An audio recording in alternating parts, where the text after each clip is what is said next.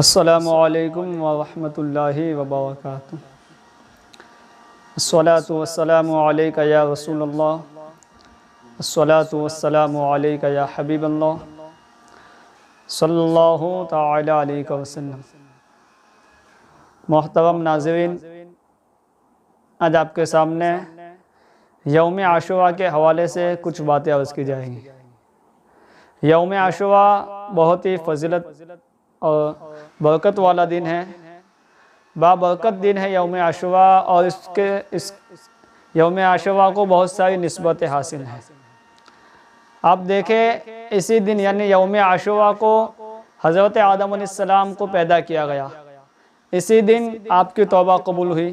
اسی دن آپ کو جنت میں داخل کیا گیا، اسی دن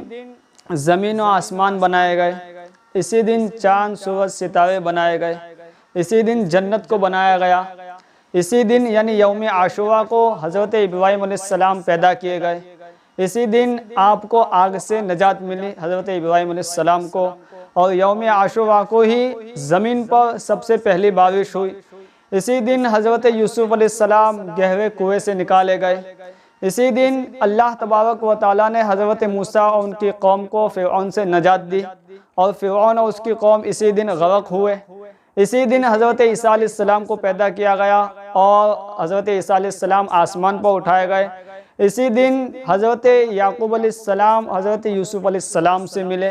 اسی دن حضرت یونس علیہ السلام مچھلی کے پیٹ سے باہر آئے، تو اس بہت ساری نسبتیں حاصل ہے، اور پھر اسی دن حضرت امام علی مقام اور آپ کے وفقا کو شہید کیا گیا۔ اب اس کے روزے کے حوالے سے ہے کہ جب حضرت عبداللہ ابن عباس رضی اللہ تعالیٰ عنہما کا ارشاد گرامی، آپ فرماتے ہیں کہ جب حضور سید عالم صلی اللہ علیہ وسلم مدینہ منورہ تشریف لائے تو آپ نے یہود کو دیکھا کہ وہ روزہ رکھتے ہیں، تو حضور سید عالم صلی اللہ علیہ وسلم نے فرمایا کہ یہ کون سا دن ہے، روزہ کیوں رکھتے ہیں؟ تو پھر انہوں نے کہا کہ اس دن اللہ تبارک و تعالیٰ نے حضرت موسیٰ ان کی قوم کو فرعون سے نجات دی، تو حضرت موسیٰ نے شکریہ کے طور پر روزہ رکھا، تو ہم بھی روزہ رکھتے ہیں۔ تو حضور سید عالم صلی اللہ علیہ وسلم نے فرمایا کہ حضرت موسیٰ علیہ السلام کی موافقت کرنے میں تم سے زیادہ ہم اس کے مستحق ہے، اور ہم ان کے زیادہ قریب ہے۔ پھر حضور سید عالم صلی اللہ علیہ وسلم نے خود بھی روزہ رکھا اور اس کا حکم بھی فرمایا، اور پھر آپ نے یہ بھی فرمایا کہ حضور صلی اللہ علیہ وسلم نے کہ عاشوراء کا جب روزہ رکھا جائے تو عاشوراء کا روزہ رکھو اور یہود کی مخالفت کرو، یعنی کہ اس سے پہلے یعنی عاشوراء سے پہلے ایک روزہ ملا لو، یا پھر اس کے بعد یعنی 9-10 کا روزہ رکھو، یا پھر 10 اور 11 کا روزہ رکھو، اور اس روزے کی بہت فضیلت ہے۔ ایسے تو ماہ محرم کے ہر دن کے روزے کی فضیلت کا ثواب ایک مہینے کے روزوں کے برابر ہے، اسی طریقے سے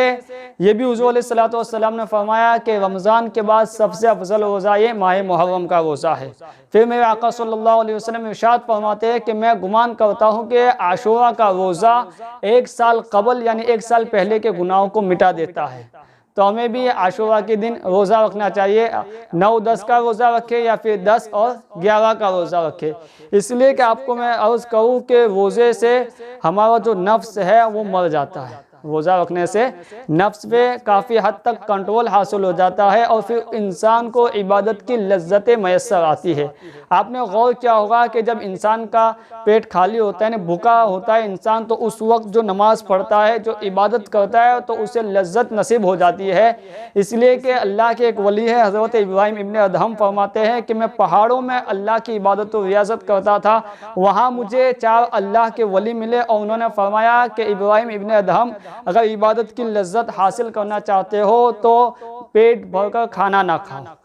پیٹ بھر کر کھانا نہ کھاؤ، اور جب پیٹ تھوڑا خالی ہوگا تو پھر عبادت میں لذت ملے گی۔ تو عاشوراء کے دن روزہ رکھے، اور اس سے پہلے رکھے روزہ یا اس سے بعد رکھے، یعنی 9-10 کا رکھے یا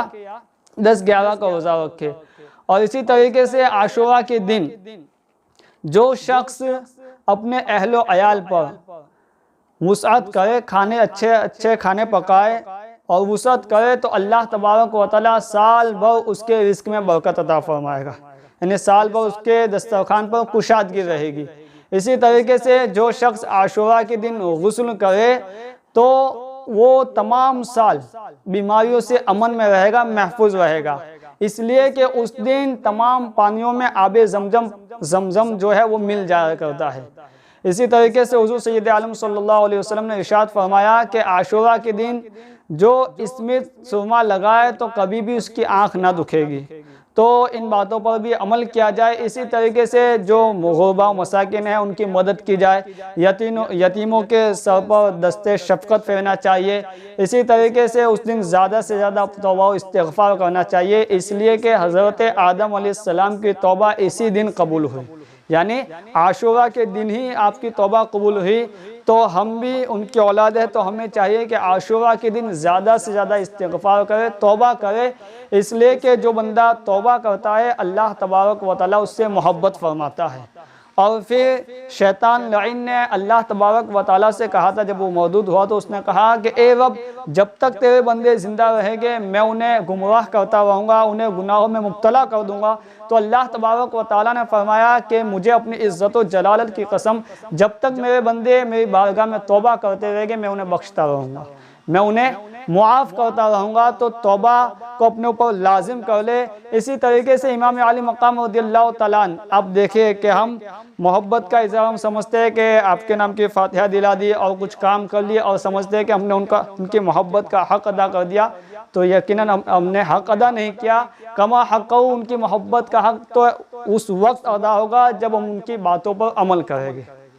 ان کی باتوں پر عمل کریں گے۔ آپ کا ایک قول تاریخ میں ملتا ہے، امام علی مقام فرماتے ہیں کہ مجھے جنت سے زیادہ نماز پیاری ہے، مجھے